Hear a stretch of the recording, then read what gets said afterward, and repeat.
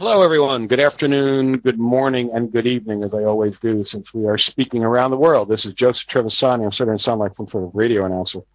Don't quite have the voice for it, though. This is Joseph Trevisani from Worldwide Markets. Today, our topic is, will Mario get his wish? But first, we'll do a few things before that. As you all know, who've been on my webinars before, I prefer to talk back and forth on these things. In lieu of doing it actually, voice, we'll use chat. If you have any questions, topics, considerations, anything, frankly, just type it into the chat and we'll talk about it. Not only myself, but anyone else who is interested in participating, please address me or address others on the chat. I think we all enjoy it a lot more and learn a lot more if we do it that way. On the way in just now, from getting my cup of coffee before we start the webinar, I saw an announcement on the TV, I think it was on CNBC, that Google glasses are going on sale for $1,500. Obviously, they're taking the Apple route to high-tech, shall we say overcharge, but anyway, high-tech margins.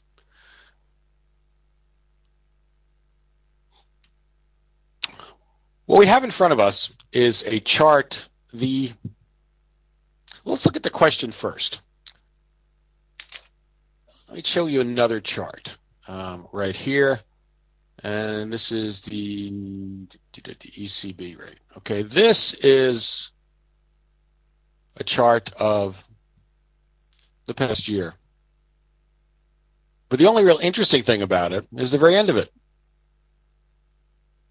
Mr. Draghi, what we're really talking about here when it comes to this type of economic consideration, this type of economic policy making, we are speaking about central bank intervention, central bank jawboning, whatever you want to call it, central bank monetary policy. We're going to look at some of the different aspects of the ECB's problem. But interestingly, the ECB's problems and the ECB's solutions, at least the ones that they've spoken about, are not any longer existing in experimental fashion. We have a control, an experimental control for what the ECB is planning to do, or at least says they're planning to do, and that, of course, is the United States. So we're going to talk about the topics that are driving the ECB in this direction, the responses that they have spoken about many times. This is not the first time. And then some of the probabilities for success, or at least some of the considerations for success. Now, we start with, of course, is this move right here. From 1.4 down to 1.37, about 300 pip move. Not a spectacular move. However, in the context of this area right here, something we can all be thankful for. After all, we're all here to trade, and no volatility, no trading. Mr. Draghi has been speaking about deflation, inflation, the euro, since, it's something that he covers all the time, but in prescriptive terms, meaning what should we do about it, since the summer. Now, that would be last summer, not this summer. We're almost at the summer this year. And all the time he's been speaking, we take a look at the euro. And what has the euro done? Euro's gone, if not straight up, a very nice ascent. Now, it's not a tremendously rapid ascent, and it had a fair amount of profit taking here, but it was impervious to Mr. Draghi's strenuous assertions that the ECB is ready, willing, and able to act on deflation. Coincidentally, of course, on helping the European economy. But I think it's been pretty well established, and we'll take a look at it just briefly, but I'll just mention it, that low interest rates forever don't do a whole lot to revive the economy. They haven't really done much in the United States, and they're certainly not going to do anything in Europe with its much more with the ECB's inability to really affect local rates and local bond markets. So we can set that aside. Just as another aside, even here in the United States, I mean, there has been very popular assent, popular agreement from the commentariat. It sounds like the commissariat, and it sounds like the, well, no more on that. Excuse me, just getting over a long lingering cough. One thing that's true when you have kids, especially young kids, your immune system gets a workout. And I have 2 young kids, so it's getting a bit of a workout. The GDP, Q1, United States, came in at 0.1, well under expectations. Upon revision, it is going to be negative. Not quite sure. I've seen estimates from 0.8 and 0.9 up to about negative 0.2. Now, there has been almost uniform agreement by commentators and others, television talking heads, internet talking heads like me, except I don't agree on this, that was due to the incredibly harsh winter. And frankly, that is largely nonsense. Don't we have a winter every year? I have been around for quite a few winters, and we have one every year. Not only do we have one every year, but the winters around New York, at least, and around the same area of the country that were supposedly pummeled by this incredibly horrible winter have had increasingly cold and harsh winters over the past 10 years. It's like going back to when I was a kid. When I was a kid, I remember sleigh riding on the street in front of my parents' house because it was covered with packed snow. And then the winters got milder, and now they're getting harsher again. So the idea that economic activity falters, stops, everybody goes into hibernation, we're not bears, for a winter is implausible, shall we say. It's useful as an argument if global warming. Well, last winter we could have used some, so we'll leave that one alone. That's far too broad a topic for this discussion. But anyway, the economy does not halt during the winter. In addition, yes, people may not go out and buy a car, but they certainly, if they want to get something, they go online and they buy it there. So the idea that the U.S. economy was floored, forced to backpedal because of the winter, I have always found very implausible. There is, of course, a subtext here, and that is much of the economic commentary that we read about in the United States and elsewhere, but in the United States certainly, is connected or is commentary on the stock market. If you look at the business stations on the TV, the 2 big ones, there are 3 in the U.S. now. Fox is back on, but CNBC, Bloomberg, and Fox, the focus is largely on equities. Not completely, of course. They talk about other things, but if you look at a percentage, it's equities. And for equities, the bias in the stock market and in the commentary is always up. It's boostish.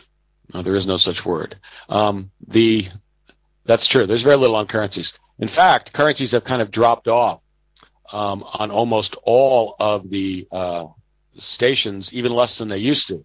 CNBC used to, here in New York anyway, used to do an occasional bi-weekly spread on currencies. And they don't do that much anymore. Anyway, aside from that, we're not talking about television commentary here. So the idea that the economy was pummeled, was knocked on its heels by the weather, serves very well the story, the idea that it will come back and people should continue to invest in the stock market. It is very much a pro-stock market scenario, and it's not one that I really buy. Okay, so for the ECB, we have 3 topics, and let's take a look at them. Okay, this is Mr. Draghi gets comfortable. Mr. Draghi's been comfortable for a long time. He dresses very well, by the way. I suppose that's, well, I won't make any comments on that. No more about my kids. Okay. So there are 3 questions I think that the ECB is dealing with. In order of concern as expressed by the ECB, its spokesman, Mr. Draghi, and others, it probably runs this way. Deflation, the euro, and the EMU economy. I think it runs that way because as far as affect any policies that they do, the euro EMU economy is going to be last. We can take a look at that. My reference on proof is here. Where is the US? US GDP. Did I put up US GDP? I did. I thought I did. Okay, anyway, let us not delay on this. Okay, this is another example of the same thing. US CPI. Here is an example of the latest QEs. All right, this is Euro and QE. And we're going to talk about that in a second. Okay, so you can talk about these latest QEs have been running since QE3 since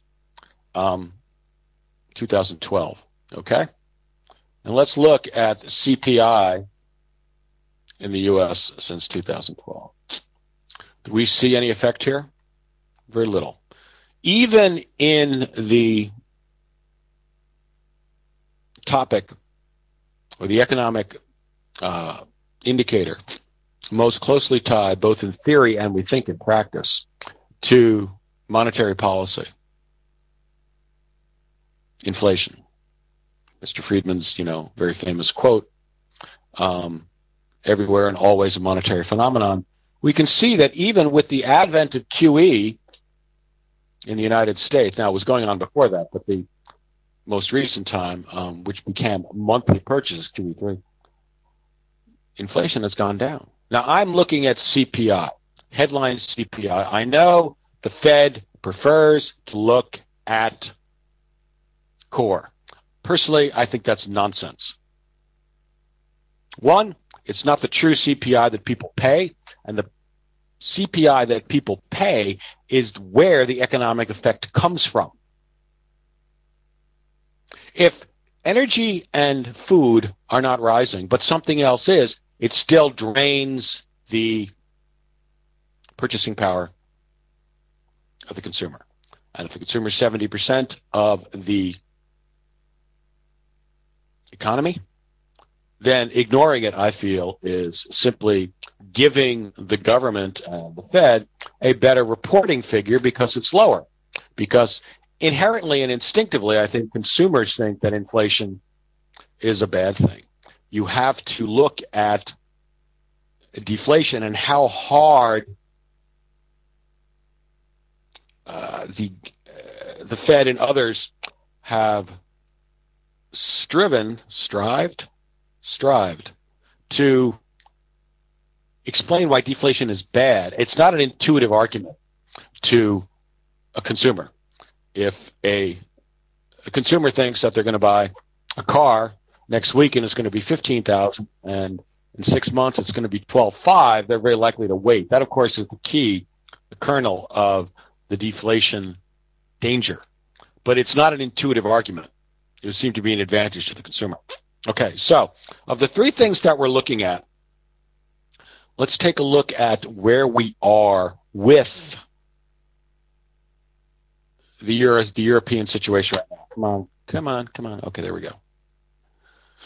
Okay, this is GDP in the. I'm going to do it backwards. Let's do it within the order we were talking about.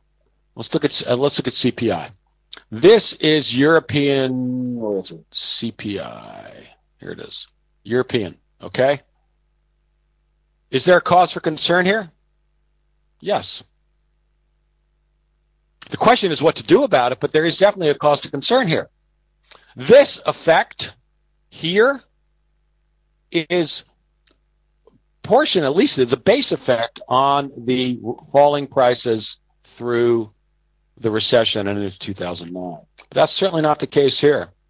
This is not a base effect here. This is falling prices. Now, let's look at the next one. The next one is the euro. Well, we've taken a look. Let's just bring it up again. Where's the euro? Okay, this is the euro. We can all see what Mr. Draghi's problem is. The reason, of course, is outlined in this chart. Going back to 2012, that was the height of the European debt crisis. They were afraid the ECB was going to fall apart, or the EMU was going to fall apart.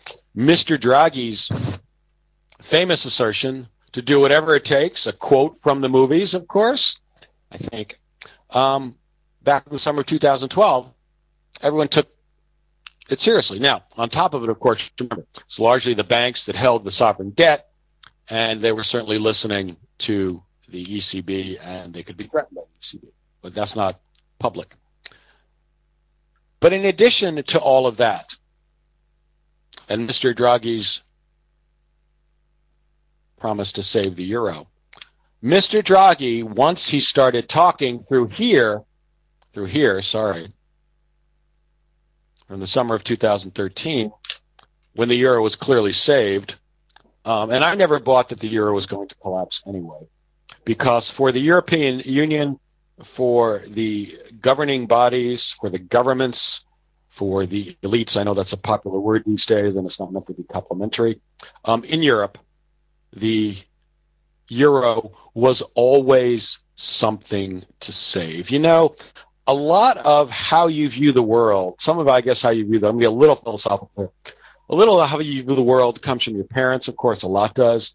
But a lot of the more higher level topics, not morality and things like that, come from your education. And the European education system is very uniform in its approach to European unification. In their defense, it has enormous historical grounding, i.e. the two world wars in the 20th century. If governments are going to do something about that, and for all of the most of the administrators, the politicians, the bureaucrats running Europe, their formative historical experience, even if they didn't quite live through it, was certainly the Second World War and the desire and the need to avoid a repeat of that. They are imposing the time-honored and historical remedy to tribalism or nationalism, and that is imperialism. An overarching government organization that does not rely or that supersedes allegiance to a locality or to a tribe. We call it something different. We certainly in Europe do not call it imperialism. However, the idea of an overarching organization is a very imperial idea. So it was never obvious to me that the people who were making the decisions in Europe were going to abandon the idea. It would, as in the run-up to the Second World War, require an enormous amount of pain for a polity, and I'm going to mention Greece simply because Greece is in the forefront of this, to reject the Union. And in fact, no one has. Even the opposition in Greece, Caesarea, Alex Siparos, not very good on foreign pronunciations after all, has said that that's his policy, but now with the economies in Europe at least marginally better, marginally improving, it's very unlikely that they're going to do that. What they're going to run on, of course, is improving the terms, easing the austerity. I will bet anything that they are not going to run on leaving the EMU or the EU.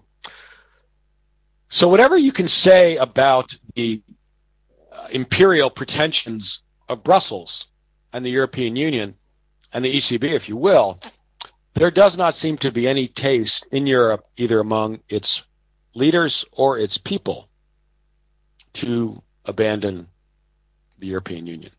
And that includes its greatest achievement, which is the euro.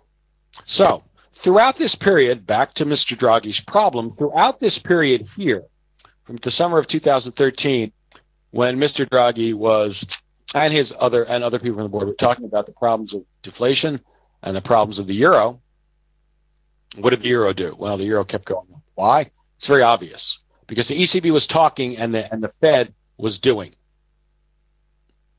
The Fed, throughout this period, was buying $85 billion a month from the market. It is irrelevant, I think, how much this was actually making its way out into the financial system. The fact was, the perception was, the scenario was in the currency markets, ECB not acting, Fed acting by the euro. It certainly wasn't because the European economy was doing better. It wasn't. The U.S. was. It certainly wasn't because the Europeans are going to start raising rates before the U.S. does, whenever that happens, because that's not true. But the ECB was not acting, it was talking, the Fed was acting. Okay, so we have the euro on that. Let's take a look at deflation. Oh, I did deflation. Okay, let's now take a look at ECB, EMU,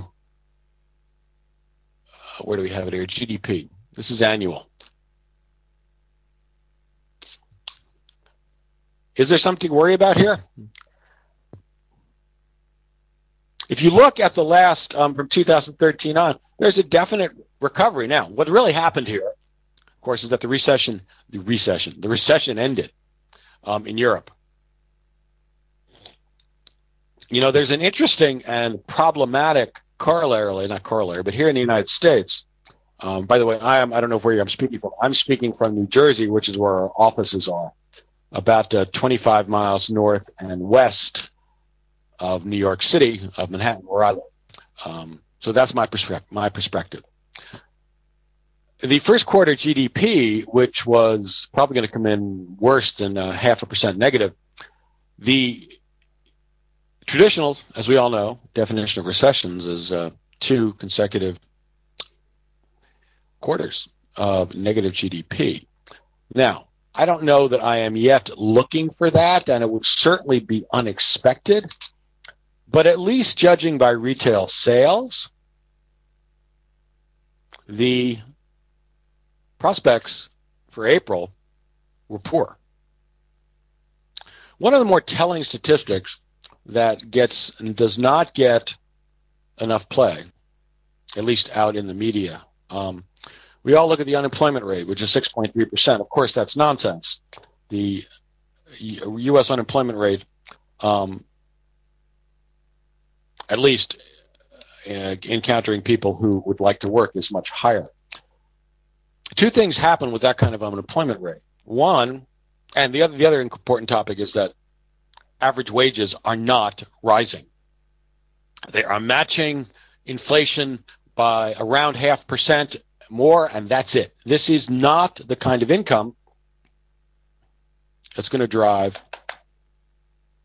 increases in the economy at anything more than the natural increase rate of population. And with so many people out of work, the absolute, and permanently out of work, it seems, the absolute contribution to the economy and economic GDP from purchases is lower. You can say what you want, but it's simply true. So it would be an enormous shock, I think, to the U.S. economy, to U.S. sentiment, if we do actually have a second quarter of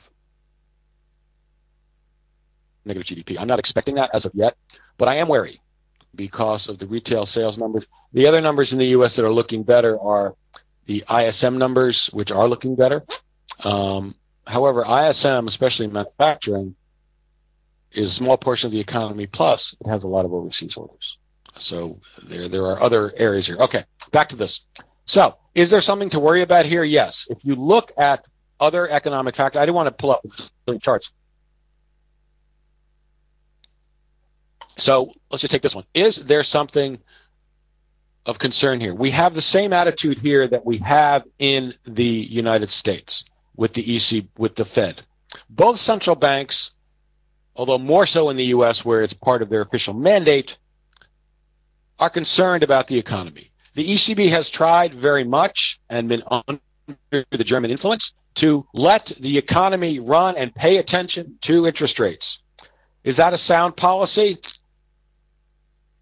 In my opinion, largely yes. Because as we have seen in the U.S., and we're probably about to see in the ECB, artificially low rates do not prompt recovery.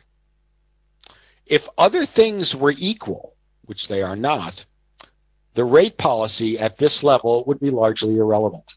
In fact, it would be profoundly inflationary. So the control in the U.S. is one that we need to pay attention to. On the other hand, and this I think is what drives more than anything else, the economic and the political pressure to do something is, frankly, overwhelming. I think from such a pinnacle, or as Churchill would have said, a glittering pinnacle of the head of the Fed or the ECB,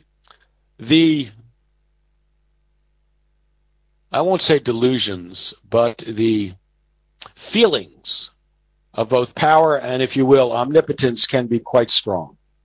It does appear with the organization, the analysis, the theory, and the power that the world will necessarily bend to your wishes.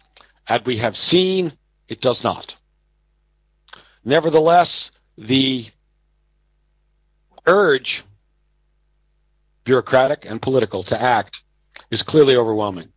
The Fed after 2008 was certainly propelled by the analysis of Mr. Bernanke and others on the inaction of the U.S. Federal Reserve in and around the Depression. And that tight monetary policy actually exacerbated the situation. That's probably very true. But we're in a different kind of situation. At any rate, the urge to act is apparently irresistible. And I suppose from a human point of view, that's very understandable. And a human society point of view. So I am not blaming or criticizing, but I do think that the idea that your policies and your organizations are more powerful than they are is very respected. Okay, so of the three topics that we look at for the ECB and its problems: deflation, euro, and the economy, we are definitely in a position, at least from a non-German point of view, action is needed. Okay. So what are the potential, let's put up one of these charts here, just one second. Okay, let us take a look. What chart would I think be the best? I'm going to look at the euro because that I think is the one place that can actually have some effect.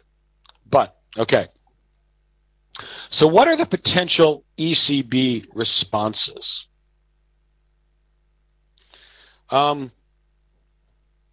There's none. I mean, don't do anything. They can manipulate interest rates, although that's pretty difficult at the moment because they're already at 0.25%, but they could cut them 0.2. They could cut them 0.25. They could go to negative rates.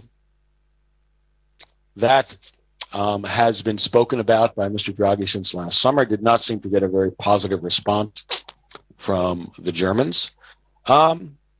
They can end, these are all things that have been spoken about by the ECB. They can end the sovereign portfolio debt sterilization. I'll go through these in a little bit more detail, or they could do asset purchases. The first one is the easiest, do nothing. You know, Mr. Draghi is, since last summer, if he doesn't do something in June, no one's going to believe him anymore. Credibility is not useful. Now, he may have some assistance here, because with the Fed ending QE, and I think they're going to, the balance as far as monetary policy is swinging away from the euro. The ECB had not acted, the Fed has acted, and I'll explain that in a second. I'm going to go through all of these. I'll be glad to explain negative rates. And the Fed is stopping. Now, Ms. Yellen, who's actually from the same neighborhood right around the corner from where my wife grew up, a few years later, actually, a few years earlier, still, Bay Ridge, Brooklyn. The joke in the United States, or at least was, if you remember Woody Allen, was Brooklyn, the heart of the old world. My parents are both from Brooklyn. Anyway, sorry about that. Fascinating place. The ECB's problem as far as rates, well, let's say it another way. Okay, so can the ECB do nothing? At this point, I don't think they can. Mr. Draghi will have spent a year getting himself and everyone else, including the Bundesbank and Jens Wiedemann, comfortable, his word, not ours, with a something policy in June. Well, he better do something. Okay, so he could, in fact, cut interest rates from 0.25 to 0.005, actually, excuse me. Would that have any economic effect? No. But we've already looked at interest rate policy at the zero bound, which is where we are, meaning essentially zero, has very little economic effect. Otherwise, the Fed, the U.S. would be booming. It's not.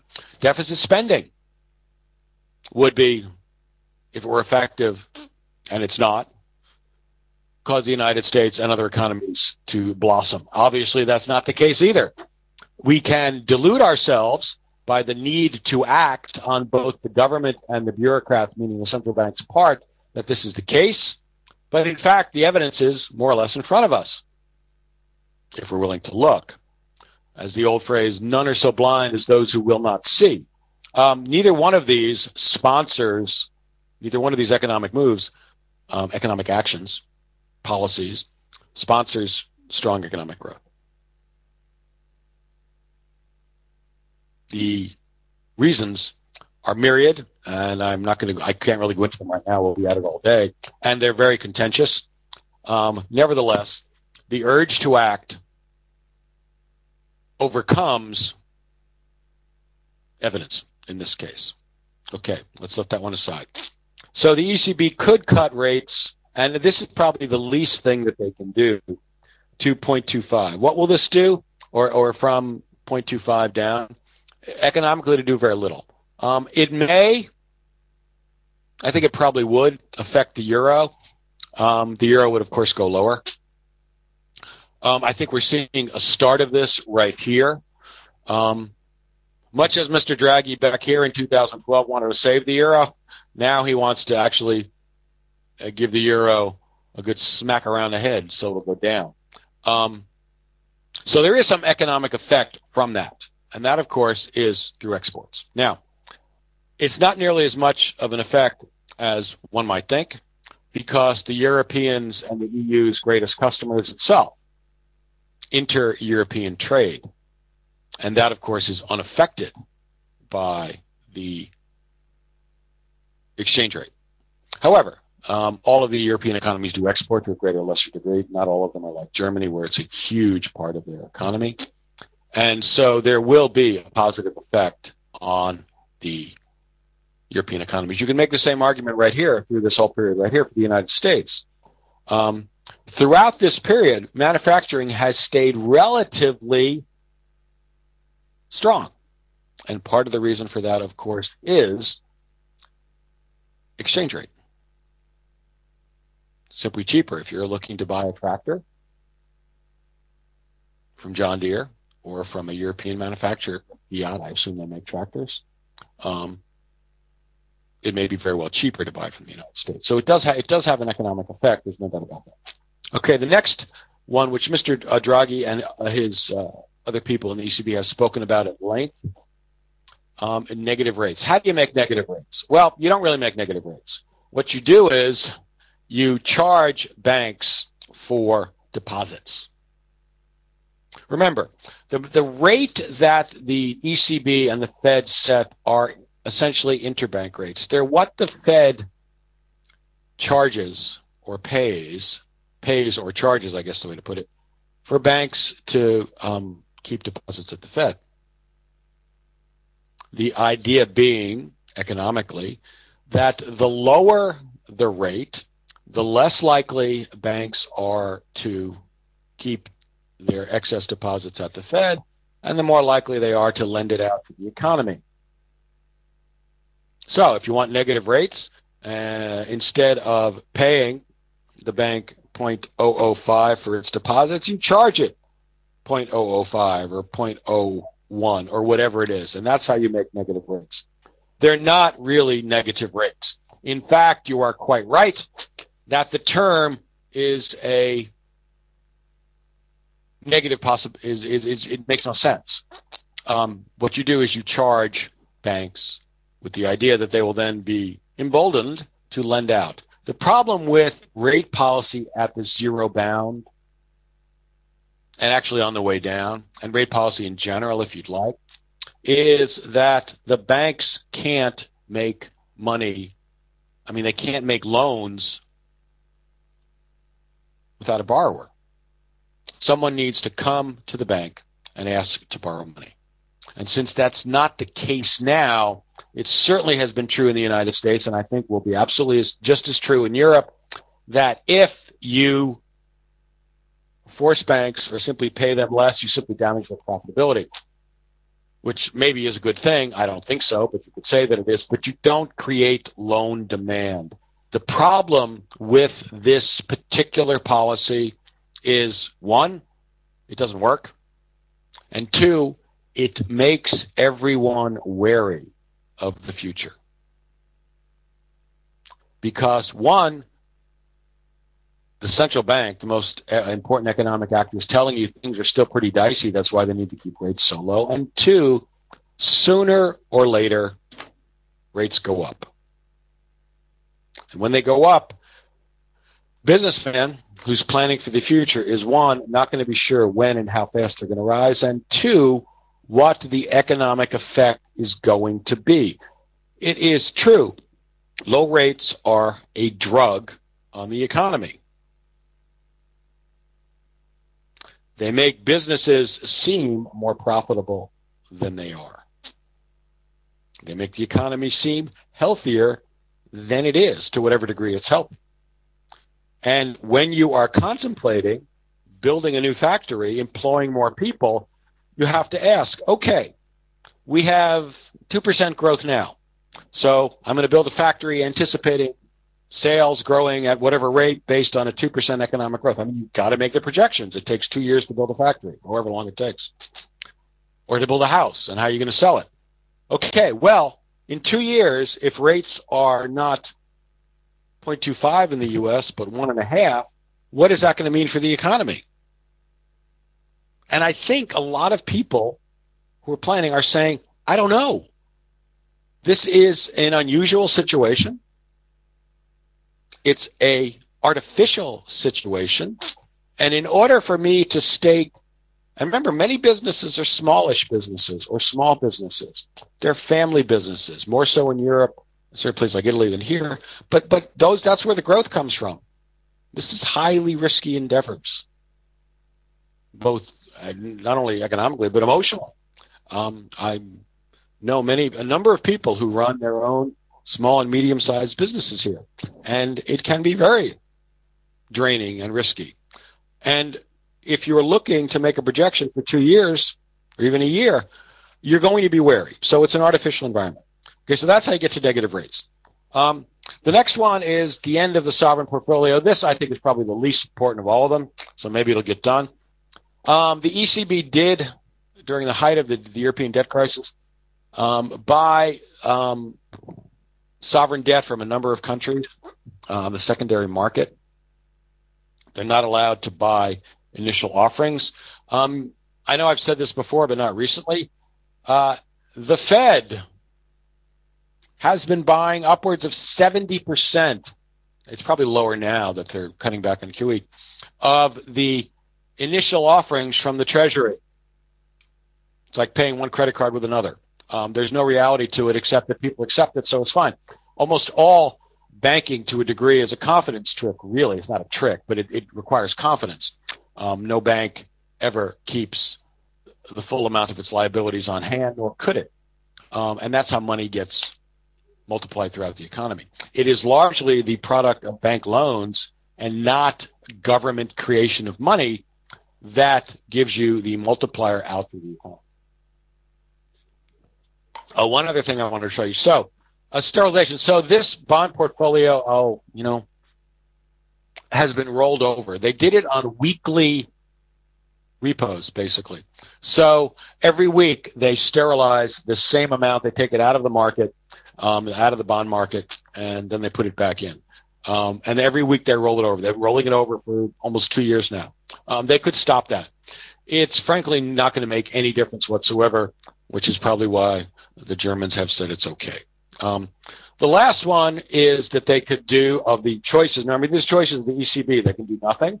And that should always be, whenever people give lists of what the ECB's choices are, they always say the positive choices. Well, there is another choice, and the choice is to do nothing. And it must be included. So they can do nothing. They can do an interest rate cut above zero. They can go to negative rates, which I explained. They can do the end of sovereign portfolio sterilization. They could. It won't make any difference. They could do asset purchases, what the Fed is doing. They're not going to do asset purchases. That would be where they go out and buy directly in the market, as the Fed has been doing, to force down market rates. Remember, the rate policy of both banks are indicative. But at a certain point, the market stops following them. If you look at the Fed funds rate, I didn't bring these charts because it would just be too many. The Fed funds rates have been negative since, have been at 0.25 for 5 years. For much of that time, as an example, market rates, say 30-year rates, were only affected marginally by the Fed funds rate. Zero bound, it has little effect economically. And that is why the Fed started its QE program. It was not to affect bank rates. It was to affect market rates, to force down mortgage rates, among others. That is something that the ECB could do. It is something the ECB will not do. First of all, it's a lot more complicated because you have 27 and 18 countries, EU and EMU, and whose bonds do you buy, how much? It's very difficult. All of them have debt. Do you buy Greek debt? How much is left? On and on and on. So it's much more complicated.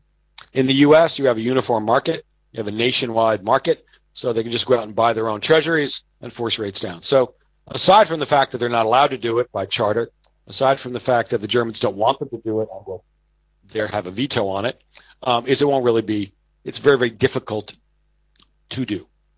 So, of those choices, which one do we think is likely? Let's backtrack a little bit. Remember, we have the U.S. example, the U.S. control of the ECB's three big problems. Which one, I think, do they fear the most, and do they have the greatest chance of affecting? I think most people would say deflation. Problem is, it is now, despite its monetary theoretical application as a monetary phenomenon everywhere and always, thereby if you create more money, you slay deflation. We have seen it's not necessarily the case. It has not. There's another example, which I almost forgot, Japan. Japan has had deflation on and off for 20 years. The government has been deficit spending ad nauseum that entire time. Japanese GDP, Japanese sovereign debt is somewhere 200% of GDP. Nobody's worried about it because it's all denominated in yen. Whatever. I don't believe that. But it doesn't, it's clear that deflation is not only a monetary phenomenon. If it were, we wouldn't have seen, that being U.S., I want to make sure I brought U.S. GDP. Yeah, U.S. CPI, here we go. U.S. CPI, okay? We just looked at the QE chart. You know, the Fed's buying all this stuff, supposedly printing money. How many times have you read an analysis printing money? On and on and on. Do you see any effect from printed money here? The U.S. inflation rate is lower. The only thing that seems to be affecting the inflation rate is demand, not money. If the Fed creates $6,500 trillion and all of it sits on deposit, it has no economic inflationary effect. Mr. Bernanke, his original analysis when he started QE, the original ones and twos, and there was endless comment, and gold price was shooting up, that inflation, here we come. And his analysis basically was no demand, no inflation. And he was right. No inflation. Inflation's come off, despite the enormous amount of supposed monetary stimulus and printing in the U.S. It's my contention that the very policies that were designed to create growth have inhibited growth. That because of a lack of understanding and ability to affect, because the Fed can't affect, business attitudes and business analysis, that the economic agents that create growth are stymied by the very policies that the Fed is using to combat economic decline, economic inactivity, and supposedly create growth. Because they create an antithetical viewpoint to businesses. Businesses need to feel confident and also to project economic growth in order to expand. It's kind of that simple. And you aren't going to get that extra boost, not just on population, but extra boost on spending and the old virtuous feedback loop when everyone is concerned about what does this mean and how's it going to change.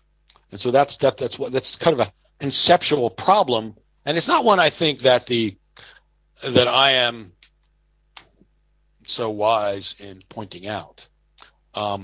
It doesn't get a lot of play in the economic commentary because, one, it's too hard to explain, and two, it leaves you with, okay, what do we do now?